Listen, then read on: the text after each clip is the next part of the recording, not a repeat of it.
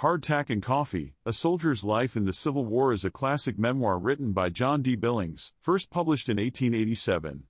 This engaging account provides a vivid and often humorous look into the daily lives of Union soldiers during the American Civil War. If you enjoy this type of content, please like and subscribe. These are Billings' words. Let's begin.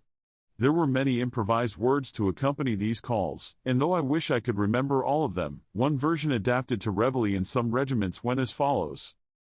I can't get 'em up, I can't get 'em up. I can't get 'em up, I tell you. I can't get 'em up, I can't get 'em up. I can't get 'em up at all. The corporal's worse than the private. The sergeant's worse than the corporal. The lieutenant's worse than the sergeant. But the captain's worst of all. I can't get 'em up, I can't get 'em up. I can't get 'em up this morning. I can't get 'em up, I can't get 'em up. I can't get 'em up today. These lines were more commonly applied to infantry units, where the call was sounded before the men were fully assembled. When the bugle ceased, the orderly sergeant of the battery would say, "Pay attention to roll call," and the roll would then be called by the 6 duty sergeants, each responsible for about 25 men. These sergeants reported either all present or accounted for or noted absences to the orderly sergeant, who in turn relayed the information to the officer of the day. If there were no special orders for fatigue duty, no rebukes, or instructions for the good of the order, the line was dismissed. However, men absent without leave often found themselves on the black list for their insolence. Shortly after reveille, the buglers would sound the sharp, familiar notes of stable call. The accompanying words often went like this. Go to the stable, as quick as you're able. And groom off your horses, and give them some corn. For if you don't do it, the captain will know it. And then you will rue it, as sure as you're born. This call summoned all drivers to the grain pile with their canvas nosebags, where the stable sergeant distributed the daily ration of oats or corn. Armed with forage, curry combs, and brushes, the drivers headed to the picket rope to groom the horses.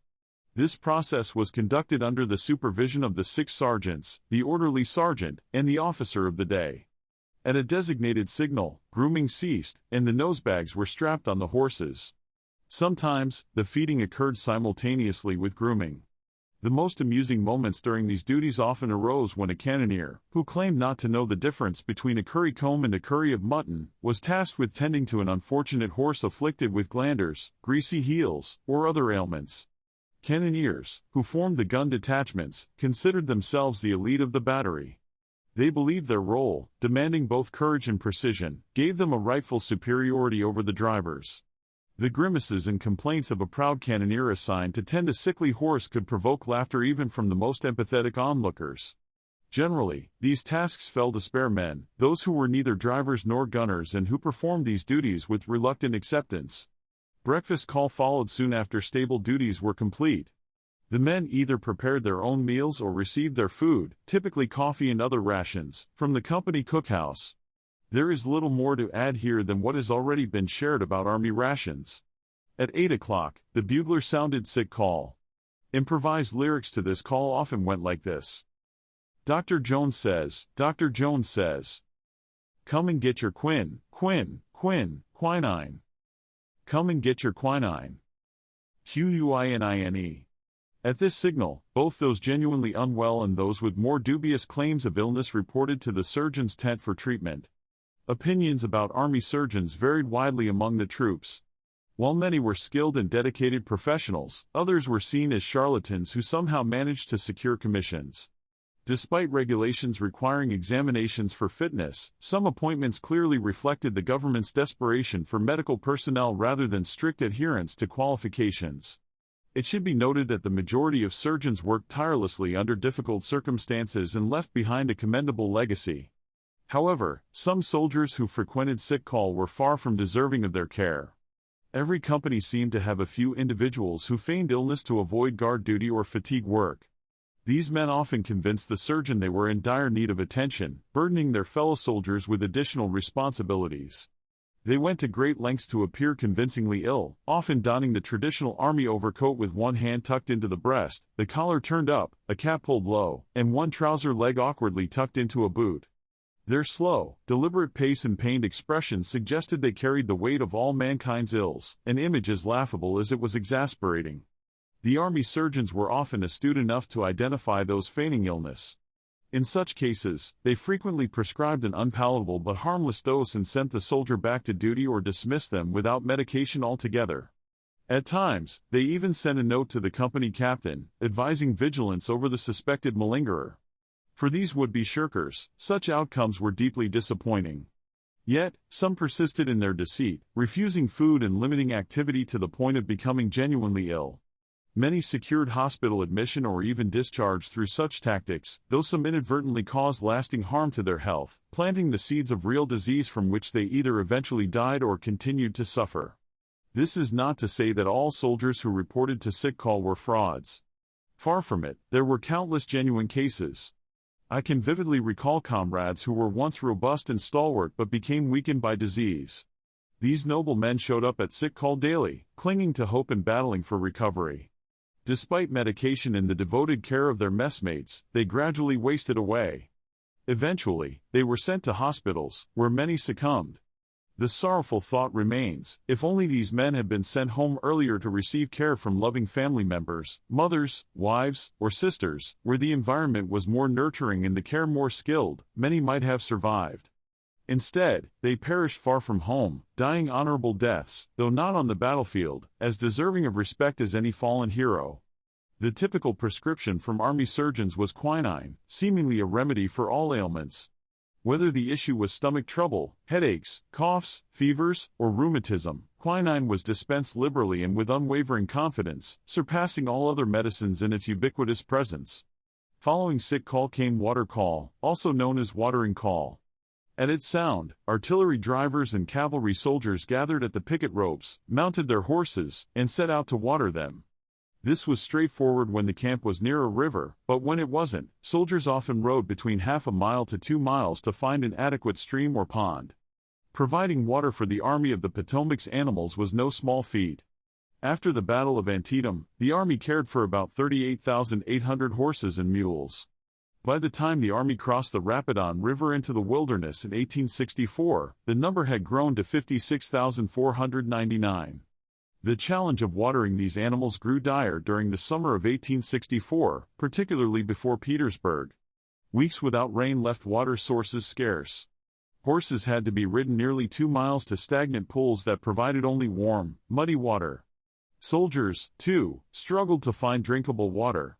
Many dug small holes in dried-up watercourses, waiting patiently for a dipperful of cloudy liquid to seep through the clay. Others roamed the woods and valleys with empty canteens, searching for enough water to quench their thirst. Even areas typically marshy were reduced to dry, cracked earth. Union ingenuity soon prevailed. As the drought persisted, soldiers set aside their picks and shovels from digging trenches and used them to dig wells. They discovered that clean, plentiful water lay just 10 or 12 feet below the surface. These wells were usually dug wide at the top with sloping sides to prevent collapse, as lining the walls with stone was impractical. Simple curbs and sweeps were erected over these wells, ensuring that both men and animals had access to clean water in camp. The next call in the daily routine was fatigue call. The artillery was almost never detailed for fatigue duty outside its own company. The only exception I can recall was when an artillery brigade headquarters was nearby, and occasional details were sent there for temporary service. Within the company, our fatigue duties included cleaning the camp, building shelters for horses and mules, burying horses, gathering wood and water, and washing gun carriages and caisson for inspections. Building horse shelters was sometimes a significant task, requiring many men and days of labor. On the march, when no immediate danger loomed, horses were unharnessed and tied to a picket rope. This rope, about 200 feet long and 2 inches thick, was attached to the hind wheel of a caisson on one flank of the battery, then threaded through the wheels and over the ammunition chests of the caisson in between, ending at the caisson on the opposite flank. In camp, the approach differed. If in an open area, posts were set at intervals to prevent the rope from sagging, and the ground beneath, extending 10 feet on either side, was graded to allow drainage. In wooded areas, the rope was tied from tree to tree. Summer camps saw shelters of boughs built over the picket line, while winter camps featured walls of pine boughs to block the wind. Occasionally, roofs were thatched with confiscated straw or covered with wooden shingles split from pine logs. The quality of these structures often depended on the ingenuity of regimental and company commanders and the anticipated length of the camp's use. Despite the effort and creativity involved, soldiers rarely felt gratitude for the task, and their work was often accompanied by grumbling. It was especially frustrating to labor for days, cutting, digging, and paving, only to hear the boot and saddle call, signaling a departure to another location where the building process would start anew. Adding insult to injury, a new company often moved in to enjoy the fruits of their labor. Despite the irritation, soldiers grew used to such upheavals, and within a day, any lingering frustration was typically forgotten. The mortality of horses was a significant issue, often underestimated by those unfamiliar with army logistics. Combat accounted for less than a tenth of horse deaths. Hard labor, exposure, hunger, and disease were far more significant causes. Veterinary surgeons periodically inspected sick animals, treating those that could be saved while condemning others to be led away and shot. Burying these horses, along with those that died naturally, was part of the artillerymen's and cavalrymen's fatigue duties. Obtaining firewood was another challenging task for all branches of the service. At Brandy Station, Virginia, before the Army left on May 3, 1864, some units had to travel 4 or 5 miles to find wood. A forest of several acres could disappear rapidly when an army of 75 to 100,000 men camped nearby. As wood grew scarce, soldiers would cut stumps lower and lower, sometimes below ground level, as they scavenged for every usable piece. After fatigue duty came drill call. The last drill my company participated in was near Stevensburg, just days before the Army entered the wilderness in 1864. From that point until the war's end, batteries were constantly on the move or stationed in trenches for siege duty, making regular drills impossible. This applied to light batteries attached to Army Corps. The Artillery Reserve may have been an exception, but I have no direct knowledge of its practices. Artillery drills included squad exercises, though these were minimal since precise formations were less critical for artillery than infantry. Drivers were usually exempt from these drills, leaving cannoneers to practice the standing gun drill. This involved transitioning from line formation to their assigned positions around the gun and limber, and vice versa. Even after formal drills ceased, the men instinctively knew their roles when needed. Artillerymen rarely prided themselves on their proficiency in marching formations or maintaining alignment during maneuvers. Many considered such drills ornamental rather than essential. While these exercises improved discipline and soldierly bearing, their practical value often went unappreciated by the rank and file. The early training of light artillerymen focused heavily on mastering the duties of their specific roles, from loading and firing to estimating distances, cutting fuses, and repairing equipment. Cannoneers were also trained as drivers and vice versa, ensuring every man could fill multiple roles if needed. This comprehensive training included learning to dismount and remount pieces in carriages, transfer limber chests, replace wheels or poles, and even manage harness repairs. By the time a soldier completed this training, he had acquired a thorough education in artillery operations. Repetition of these drills could grow tedious, but they filled the years of service and fostered camaraderie and competition. One particularly engaging exercise involved dismounting and remounting the gun and carriage as quickly as possible. Precision and teamwork were vital, with each man performing his role like a cog in a machine. In my company, one gun crew managed to complete this operation, including loading and firing, in just 49 seconds. While other batteries may have surpassed this time, it was an impressive achievement. We used steel Rodman guns, weighing over 800 pounds, which 4 of us could handle with relative ease. The heavier brass Napoleons, however, required even greater effort to maneuver. After the cannoneers and drivers became reasonably familiar with the school of the piece, field maneuvers with the battery began. The signal that announced this training, which Army regulations designated, was one that later sent a rush of adrenaline through artillerymen and cavalrymen when it signaled imminent danger. Battery drills required expansive spaces. When the immediate vicinity of the camp couldn't accommodate this, the battery was moved to a location that could. Cannoneers, if they were more devout than other members of a light artillery company, may have owed this to early prayers, that the drill ground might be so limited that the battery couldn't canter across a plain longer than half a mile. If the ground wasn't limited, they faced scenarios where cannoneers were either dismounted and strung along behind, struggling to keep pace, or mounted on limber chests, clutching desperately at the handles, bracing for jolts from tent ditches, stumps, or hidden stones. These could shake the ammunition loose, raising fears of explosion, at least for those not too preoccupied with holding on to worry about such dangers. Over time, these fears faded as the men grew more accustomed to their rough riding vehicles, though some continued to sulk in the rear, less enthusiastic about these drills. Despite the inherent monotony of battery drills, they were often exhilarating. The need for precision and promptness in artillery operations added an electrifying intensity. Watching a 6-gun battery trot across a plain was a spectacle of energy and coordination. Commands like, fire to the rear, caisson pass your pieces, trot, march, in battery, transformed apparent chaos into swift, precise formations. Within moments, the guns were unlimbered, cannoneers assumed their posts, and caisson and limbers aligned behind them. The speed and discipline required created a display of remarkable efficiency, much like the clamor of a busy factory or machine shop. These drills captivated onlookers, especially infantrymen in nearby camps, who would often gather to watch. Seeing 6 cannons and their accompanying caisson, drawn by 72 horses, race across a field, halt at the signal, unlimber, fire blanks, then limber up again and charge to a new position was a thrilling sight. Occasionally, sham fights between batteries and cavalry heightened the excitement. Cavalry would charge with flashing sabers, while the artillery, guns loaded with blank cartridges, stood their ground until the last moment, when the lanyards were pulled, enveloping both sides in smoke from the harmless volleys. Artillery drills relied heavily on bugle calls for commands, necessitating cannoneers and drivers to learn these signals quickly. Even the horses learned to respond instinctively to some calls, executing movements with little input from their drivers. Cavalry horses showed similar intelligence, adapting to the bugle's commands. Occasionally, sections, consisting of 2 guns and their caisson, were sent out for separate drills under their lieutenants.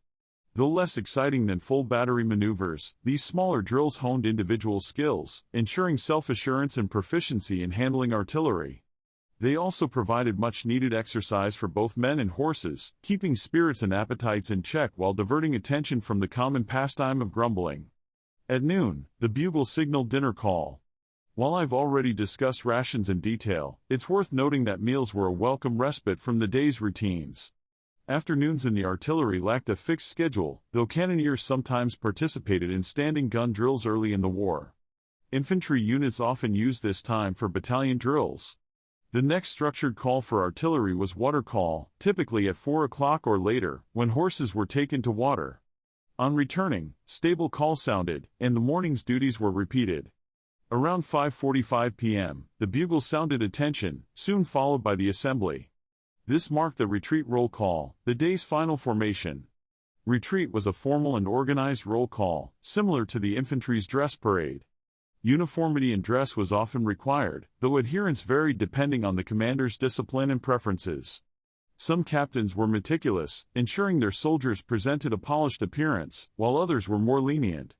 During retreat, general orders, court-martial findings, and other announcements were read, often featuring the name of E.D. Townsend, Assistant Adjutant General, which became well known among the troops.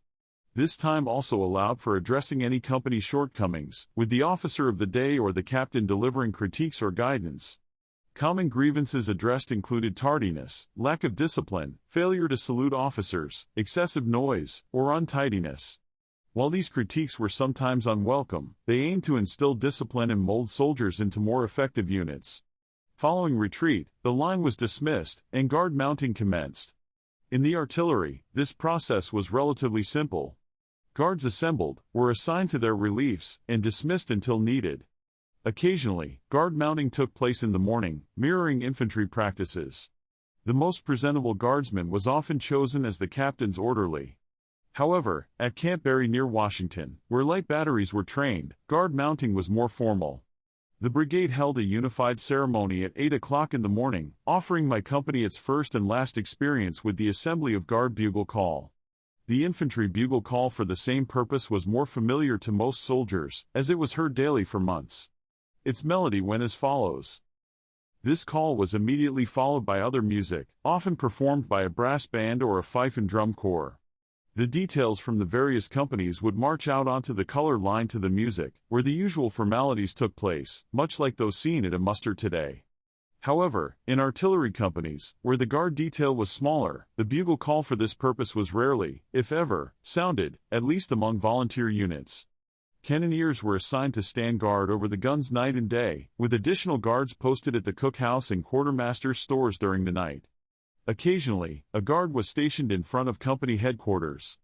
Drivers were also detailed at night to watch the picket rope and ensure the horses remained tied, safeguarding against theft by marauding cavalrymen. In safer locations at the rear, a guard tent was set up in front of the camp. Guards were required to stay there when off post, much to their irritation. However, when the regiment was positioned along the battlefront, the guard tent was abandoned, and guardsmen slept in their own quarters on their army feather beds. During the night, corporals of the guard had the unenviable task of finding their reliefs, often stumbling through the darkness and the occasional pranks of their comrades. In infantry units, guard mounting took place at 8 a.m.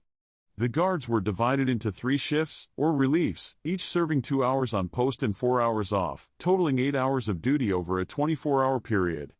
Despite its inconveniences, guard duty came with a temporary sense of triumph for the guardsman, as it exempted him from roll calls and fatigue duty for the day.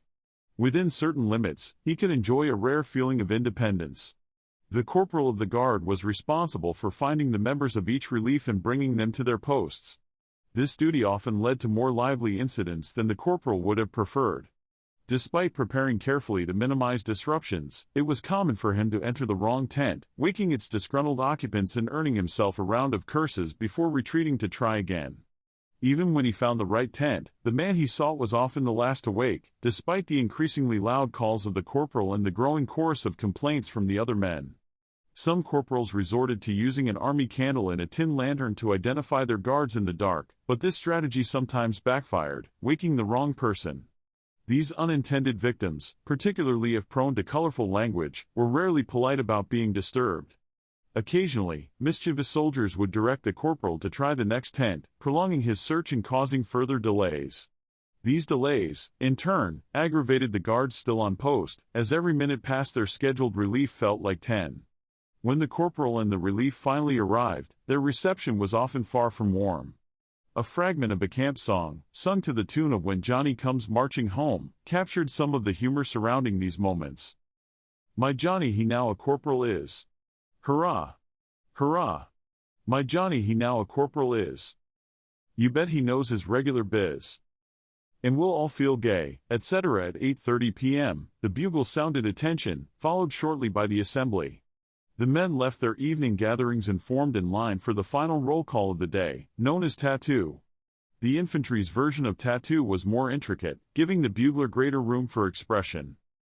As the final notes faded, a medley of names and responses echoed through the infantry camps: Jones, Smith, O'Reilly. The variety of accents and tones made each response distinct, from loud roars to quiet mumbles.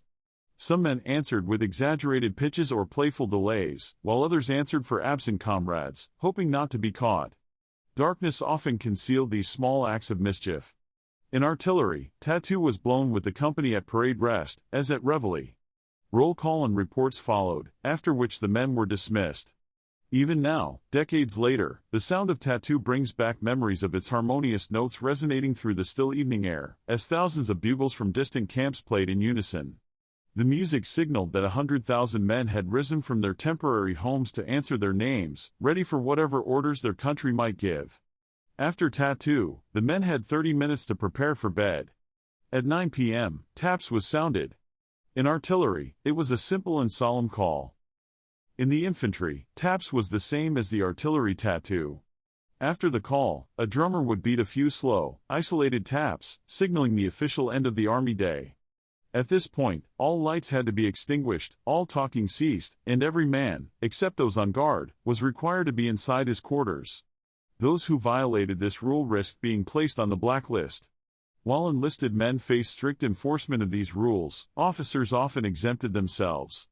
It was not uncommon for generals, field officers, and captains to hold late-night gatherings, their revelry disrupting the camp long after taps had silenced the rank and file.